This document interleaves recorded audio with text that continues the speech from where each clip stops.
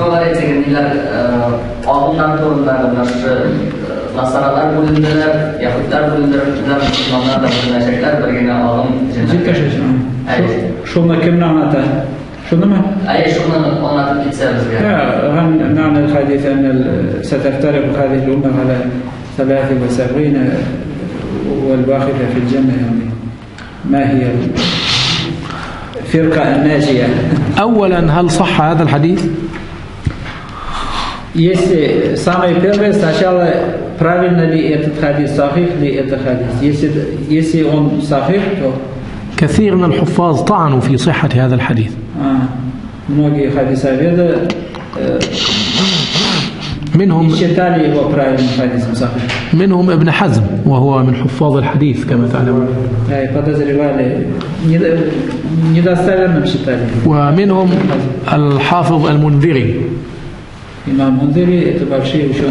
بل يقول الحافظ المنذري: وإياك أن تغتر بزيادة كلها في النار إلا واحدة فإنه لا يبعد أن تكون من دسيس الملاحدة. Он сказал, что скорее всего даже это может быть специальный вброс или ложный этот от атеистов. Вот это, что все они в аду, кроме одной, вот это добавление, вот это слова,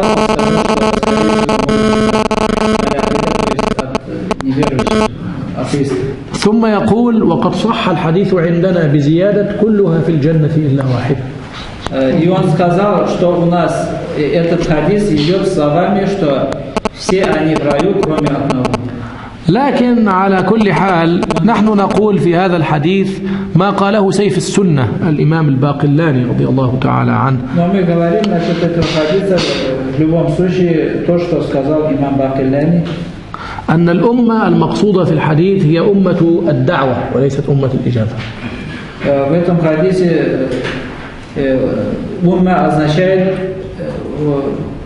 أمة الدعوة. نحن عندنا الأمة أمة الدعوة، هؤلاء البشر جميعا، هذا الذين ندعوهم إلى الإسلام. وأمة الإجابة هم المسلمون.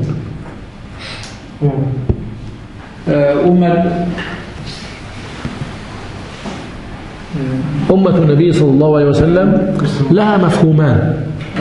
أمة الدعوة هؤلاء وما أرسلناك إلا رحمة للعالمين، هذا كل الناس.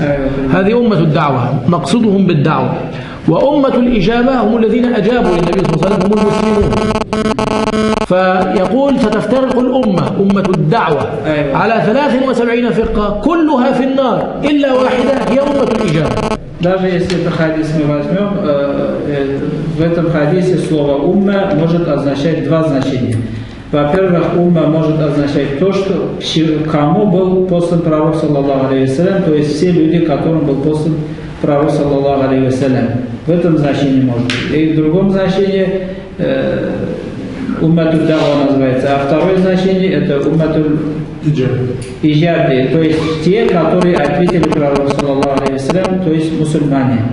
Это двоякие значения. Не обязательно, что это мусульмане, а все, которым был послан пророк, саллаллаху алейхи вассалям, все люди. وشيخنا العلامة الشيخ محمد عبد الباعث الكتاني له في ذلك مؤلف اسمه إبراء الذمة بتحقيق القول حول افتراق الأمة، يعني لكنه أيضا بالعربي.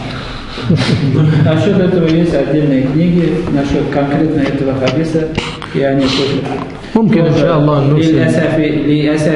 نرسل إن شاء الله إليكم، أنتم تلخصون له، يعني تقرأ الكتاب وتعطيهم هذا الخلاصة. Можем вам отправить эту книгу, вы сократите и используете эту книгу.